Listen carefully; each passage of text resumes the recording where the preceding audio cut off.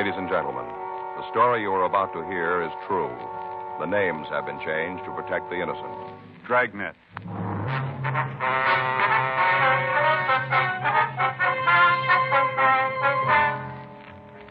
You're a detective sergeant. You're assigned to homicide detail. On the way back to the office, you receive a call. It's about an attempted suicide. You're in the immediate vicinity. Your job? Check it out.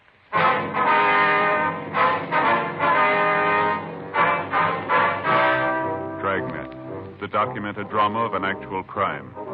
For the next 30 minutes, in cooperation with the Los Angeles Police Department, you will travel step by step on the side of the law through an actual case transcribed from official police files. From beginning to end, from crime to punishment, Dragnet is the story of your police force in action. It was Tuesday, March 24th. It was windy in Los Angeles. We were working the night watch out of homicide detail. My partner's Frank Smith. The boss is Captain Warman. My name's Friday. We were answering an ambulance follow-up, attempted suicide. It was 11:52 p.m. when we got to 2296 Whitworth Drive. Front door. The place is sure lit up. Yeah. Better try it again, huh? Yeah. You the police? Yes, ma'am. This is Frank Smith. My name's Friday. Come on in. Thank you. He's in there to study. Who is he? Carl Hamlin. Are you Mrs. Hamlin? Yes. Door's locked. Oh. Hamlin. Hamlin. Come on, open the door. He has a gun. Said he was going to kill himself. Yes, ma'am. Is there another key to this door? No. Well, give me a hand, Frank. We'll try to force it. Yeah. Wait a minute. Let's try it this way. Come on. Guess it isn't going to give. No. There's another way into the room, ma'am. No, this is the only door. How about windows? What? Windows leading into it. Yes, off the front porch. Came in here drunk, caused a scene. Down this way? Yes. Just the window here? Yes, miss. Can you see anything? No, let me have your flashlight. Yeah, here you go. Yeah. I can see him there on the floor. Can't you do something? He might still be alive. Well, the screen's locked. You got something to cut it with? Just a minute. Try these keys. Yeah. That's got it. Good. Okay. Let's see if we can get the window open. Yeah. No, I can't. I'm going to have to break this, man. Well, I don't care as long as you get to him. All right. I'm going to hold the light for him. Yeah. You better stand back, man. The glass Hurry, here. please. All Let's right. hurry. Can you reach the latch from there? Wait a minute. Yeah, I think so. Yeah, I got it. I'll give you a hand in. All right. Can you see if he's still alive? Just a minute. We'll have to get into the room first, ma'am. Watch your step there, Joe. Yeah. All right, come on. I'll give you a hand. All right. Thanks. As soon as the ambulance gets here, will you show the attendant how to get in? Yes, can you tell if he's alive yet? No, ma'am, not yet. You want to get the door? I'll check the victim. Yeah. How about it? No, we better have the attendant look at him. Uh-huh. Take a look at that. I wonder we couldn't force the door. Yeah, the chair and the knob. Locked and bolted. He must have wanted real privacy. Looks like he's got it now. That's the room right there. Yes, ma'am. Hi. All right. He's dead. Carl's dead. You want to wait in there, ma'am? I didn't think he'd really do it. How about it? Just a minute, huh? No, nothing. He's dead. That his wife? Yeah. I'm sorry to have to do this, ma'am, but there are a couple of things I've got to know. Go ahead. Want to give me his full name? Carl Hamlin, His age? 43. Does he live here? No. We had a house over in Bronson, 947. You have to go through all this. No, that's all, Mrs. Hamlin. I get the rest of it later. Frank, Yeah. you want to finish up here? Sure. It's all so wrong. Carl's dead. It's all wrong. Yes, ma'am. Is there anything we can get for you? No. Do you want to go in the other room and sit down? That's better. Would you like to call your doctor for you? I've already called him from my mother. He's on the way over. Where's she now? In the back bedroom. She's laying down. This whole thing's been a shock for her. Yes, ma'am, I can understand. When I talked to her, he said for me to give her one of the pills he prescribed. It's supposed to make her sleep. Mm-hmm. You're going to have to talk to her. Yes, we probably will. I hope you won't have to do it tonight. This whole thing's been a terrible shock to her. She's not too well anyway. Well, we'll try to avoid upsetting her any further. I'd appreciate it more than I could tell you. All right, Miss Hamlin. A few questions we've got to ask if you feel up to answering them. Might as well get it over with. What do you want to know? You want to tell us what happened? Well, Carl came over tonight, drunk. He caused a big scene. Your husband doesn't live here, then? No, we're separated. I see. Who was here when the shooting took place? A mother and myself. Anybody else living here? No, just the two of us. All right. What time did Mr. Hamlin get here? I'm not sure. I was asleep. I beg your pardon? I was asleep. I don't know. I see. You weren't expecting him then? No. Last time I saw him, I told him to leave me alone. Said I'd get a court order if I had to. Yeah. We've been separated about a week this time. This isn't the first time, then? No, there've been other times. This was the worst. I told him I was finished, but I didn't want anything more to do with him. Mm-hmm. He's been calling. Here, where I work, most of the time he was drunk. Kept asking for reconciliation, saying how sorry he was and asking me to take him back. Yeah. I'm not blaming it all on him. I know some of it was my fault. All right, you want to go on? He called me this afternoon. He had to see me. He had it all worked out so we could get back together again. Uh-huh. I told him I didn't want to see him. I said for him to stay away. Yeah. I came home and told my mother about it. Said Carl might show up, but if he did, I didn't want to see him. All right, go on. Kind of half expected him to show up, but he didn't. I went to bed after the 10:30 news. Mother stayed up to read. Mm-hmm. First I knew if there was anything wrong when I heard the shot. I got up and came right downstairs. Mother was standing in front of the study door. She told me that Carl was inside, that he'd shot himself. Uh-huh. I tried to call him. First I thought he was playing some kind of a joke. Yeah. My mother said she'd heard Carl fall down in the room. I called you right away. Joe. Yeah. What do you got? DOA slip. I'll put in the call to the photo lab in the corner. Okay. I checked the guns, 38 revolver, one shot fired. Well, that fits with the story I just got from his wife. Mm-hmm. I'll make the calls. Wonder if I could use your phone, Mrs. Hamlin. What? I'd like to use your phone, please. Oh, it's in the hall, the table there. Thank you. Did your mother tell you what happened? Yes, in a way. Well, how do you mean that? She's over 70, Sergeant Friday. A thing like this isn't easy to go through at that age. I see. Well, my mother and Carl didn't get along. He always said that she caused the trouble between us. Told me a couple of times that if she'd keep her nose out of our business, we might be able to get along. Uh-huh.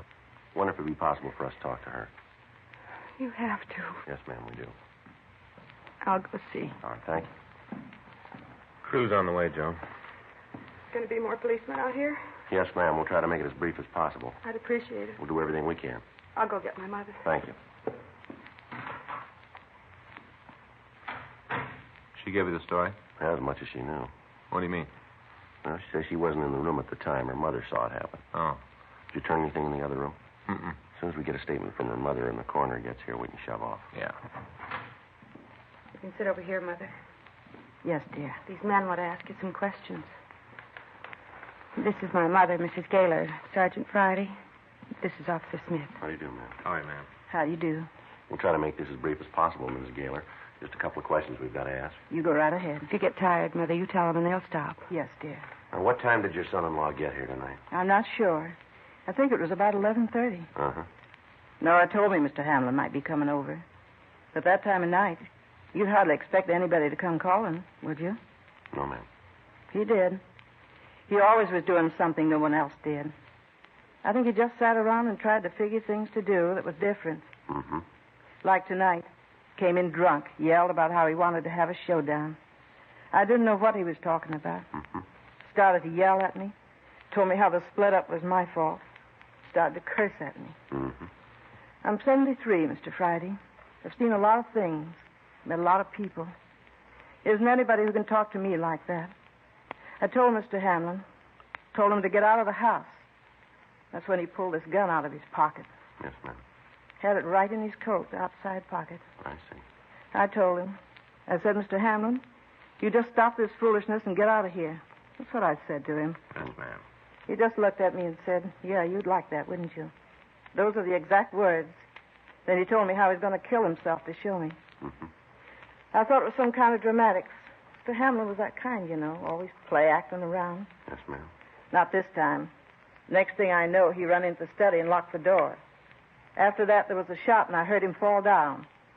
Right then's when Nora came into the room. All right, Miss Gaylor. I think we have all the information we need now. Okay, if I go to bed then? Yes, ma'am. Go right ahead. Good night, then. You want to help me, dear? Yes, Mother, I'll be right with you. I'll be waiting up for you. Mr. Friday, Yes, ma'am. anything more you want to know about Mr. Hamlin, I'll tell you. No, I don't think there'll be anything else, ma'am. If there is, I'll tell you. All right. Thank you, Miss Gaylor. I'll be in my room, Nora. All right, Mother, I'll be right there. She's taking this a lot better than I thought she would. Mm-hmm.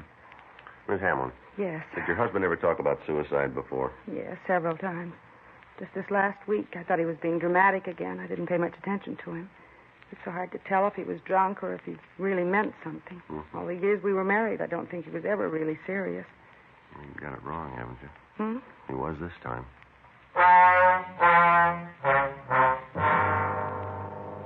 1:14 a.m. The photographer got to the house and took pictures of the room. The coroner removed the body to the county morgue, and at 2:37 a.m., Frank and I left the house. We went back to the office and filled out the 3.11.1 form, listing the death of Carl Martin Hamlin as a suicide. Frank called the coroner's office to find when we could get the results of the autopsy. They told us we'd have the necessary information late that afternoon. 3:18 a.m., we signed out of the office and went home. At 10:15 that morning, we got a call from Ray Pinker. He asked us to come right over to the crime lab. We were running a routine check this morning. Came up with a couple of things I think you'd like to know. All right, what you got, Ray? Here, take a look. Now, this is a bullet we fired from the gun found in the victim's hand. Yeah. Now, there. You can see it weighs 130 grains. Uh-huh. Now, this is the bullet that killed the man. Take a look. That's all out of shape. Mm-hmm. See anything else? No, looks all right to me. Yeah, what are you building, Ray? Well, I checked this one pretty carefully. Made sure that all of it was here. You know, that none of the lead had been sheared off my bone tissue. Yeah. None missing. It's complete. Yeah. Now, take a look. Here, let me put this one on the scale. Now, check it yourself. 95 grains. Yeah? 35 grains difference. Let me show you something else here. I figured the length of both bullets. They don't check out either. What's it mean, Ray? Bullet that killed Hamlin's a .380. It's a European calibration. Mm-hmm. Gun he had in his hands a .38 revolver. Yeah. .380's automatic ammunition. Yeah. This fella Hamlin pulled a pretty neat trick. Well, what do you mean, Ray? He killed himself with a bullet that couldn't possibly be fired from the gun he was holding. Huh. Something sure out of place. Yeah. Might as well tear up the forms you filled out on this one. No suicide. Yeah. You gotta find a murder gun.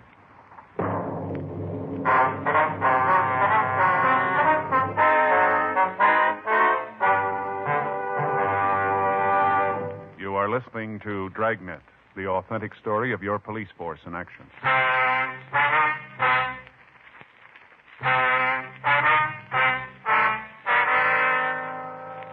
11:12 a.m. Frank and I, along with Ray Pinker, left the crime lab and we drove out to see Nora Hamlin. From the physical evidence on hand, the way the door had been locked, and the fact that the windows had been bolted from the inside, it appeared unlikely that anybody could have left the room after Carl Hamlin had been shot. Yet from the information we'd gotten from Pinker, there had to be another gun involved in the killing. 11:24 a.m. We got to the house on Whitmore Drive. Good morning. I didn't expect to see you back so soon. You want to come in? Yes, ma'am. Miss Hamlin, this is Mr. Pinker from our crime lab. Ray, Miss Hamlin. It's nice to know you, Mr. Pinker. How do you do? Are there some more questions you have to ask? Yes, ma'am, that's right. Wonder if we could take another look at the study. Oh, sure. Didn't the men who were here last night get what they needed? Well, we'd just like to check it again with Mr. Pinker here. Uh-huh. Well, you know where it is. How's your mother feeling this morning? She had a good sleep. The doctor gave her a sedative. She's still in bed. We'll try not to disturb her. Well, you go ahead with what you have to do. I'm trying to get the house in order. If there's anything you want, I'll be across the hall. Thank you. Thanks. Right over here, Ray. Mm-hmm. This is where we found him. You can see there where we had to break the window to get in. Mm-hmm. Frank? Yeah. You got that sketch you made last night? Yeah. Yeah, here it is. You want to take a look, Ray? Yeah. There you can see the body was about here. Mm-hmm. Over here. And the feet were about here. That's about right, isn't it, Joe? Yeah. It was right next to the chair there. Mm-hmm. That's the way I got it there. Just about on the perfect line between the floor lamp and the chair over there. Mm-hmm. What about the gun? In his right hand. Was the gun in his hand when you found him? Yeah, that's right. Pictures from the photo lab will bear that out. Sure is out in left field. How do you mean? I talked to Doc Newbar when he sent the bullet over. Mm-hmm. The way he described the wound, it's pretty tough to buy that a right-handed man could shoot himself so the slug would end up where it did. Exactly how do you mean? Well, the bullet entered just to the right of the center of his chest. About here. Uh-huh. Came to rest under the right arm, here. Line of travel's way off. Sure would have been an easier way to do it, huh? Yeah. What about the door when you found it? I'll show you how it was locked. Give me that chair, Frank. Yeah. Here you go. No. The key was turned. Bolt was thrown. Mm-hmm. And then this chair was propped up under the knob like this. Mm-hmm. How about the key? Was it still in the lock? Yeah. Sure looks like he meant the door to stay shut. Yeah, we could figure that. Place looks pretty solid. Plaster walls. Not much chance of anybody getting through them. Mm-hmm. You checked the bookcases? What do you mean? Any of them pull away from the wall? Well, I looked at them last night. They all seem solid enough. Mm-hmm. Well, you got any ideas, Ray? I don't know. The way that door looks, rest of the room, doesn't seem likely anybody could have shot him, then gone outside and locked the door. Think they could have come in through the window? You had to break it. Yeah. The way it's set up, you shouldn't have any trouble finding the suspect. What do you mean? Find a butler built like an envelope. Mighty fine. You didn't see a shell casing around last night, did you? Well, there wasn't any reason to look for it. Mm-hmm. There's no sign of one now. Looks like the room's been cleaned. Yeah. Well, I guess we better check with the Hamlin woman, huh? And get this stuff away from the door.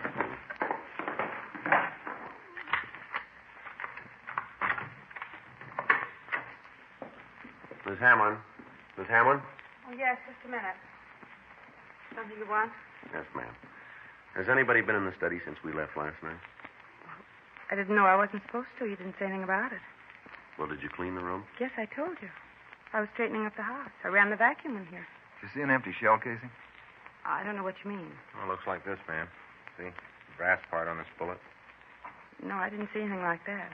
Have you emptied your cleaner since you used it this morning? No. Wonder if we could see it. Sure. I don't understand what this is all about, but if you want to see the vacuum, I'll get it. If you want to tell me where it is, I'll get it for you. Oh, it's no trouble. In the closet here in the hall. Can I give you a hand with it? It's not heavy. You want the attachments, too? No, ma'am. Just the cleaner itself. All right.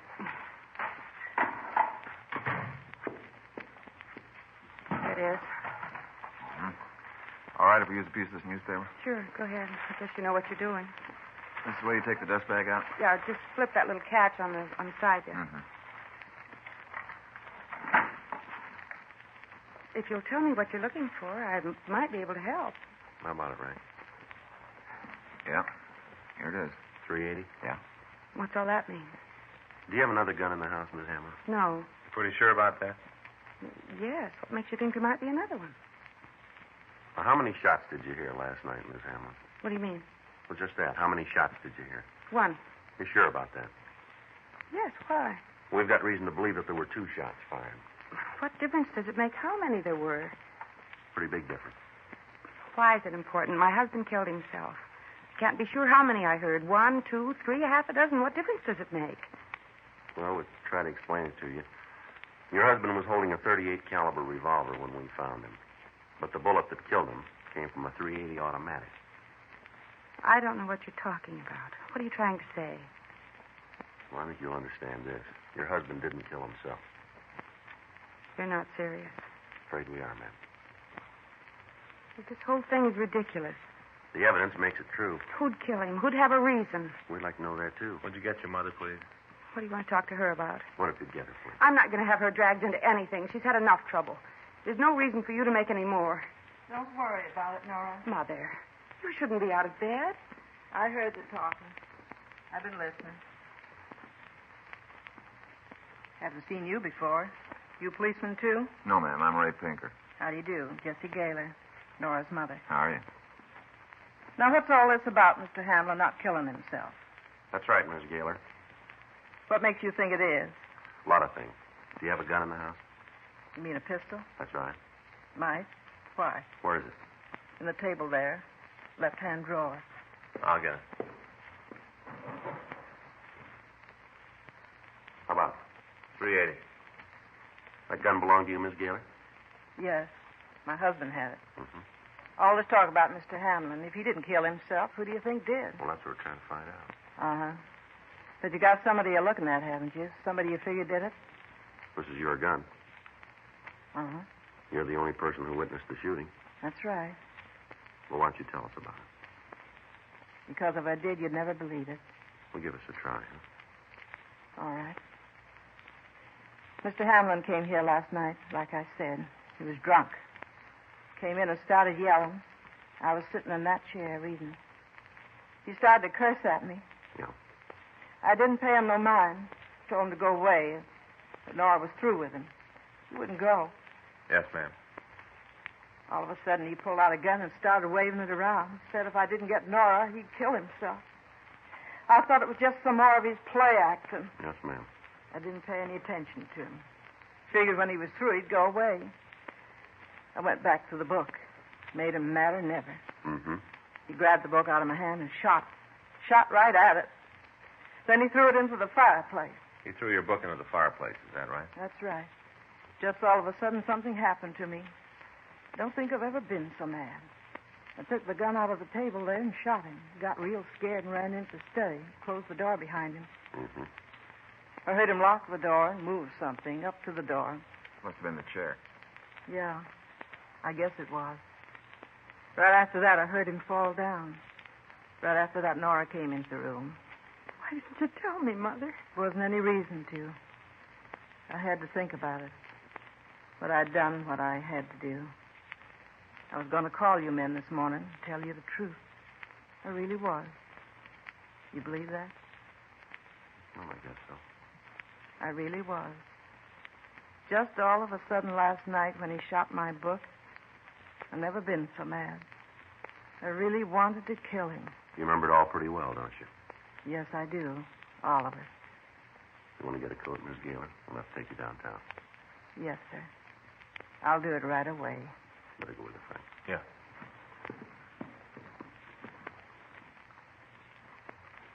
Is it going to be all right? We don't decide that, ma'am. But she told the truth. Isn't that going to make a difference? We'll put it down that way. You want to get that book, Ray? We're going to need it. Yeah. She didn't say a word about it. Yeah, I know. Story's still pretty hard to believe, isn't it? Here we are. Here's the book Hamlin shot. Slug's still in it. Looks like a 38. Mm-hmm. Might have made her mad enough to kill him. Yeah? What is it, Mr. Friday? Holy Bible. The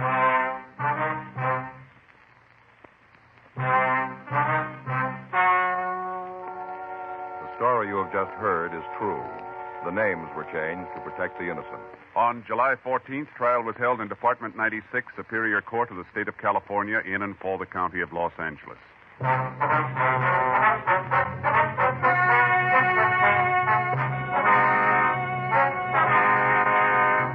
Jessie Margaret Gaylor was examined by 3 psychiatrists appointed by the court and found to be insane during the commission of the crime. A sanity hearing was held, and she was made a ward of the state.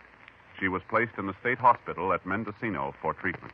This week, a group of men are meeting in New Orleans for the 61st annual conference of the International Association of Chiefs of Police. Dragnet is pleased to extend its best wishes to our top law enforcement officers and to thank them for the protection they give our homes and families. May their convention be an outstanding success.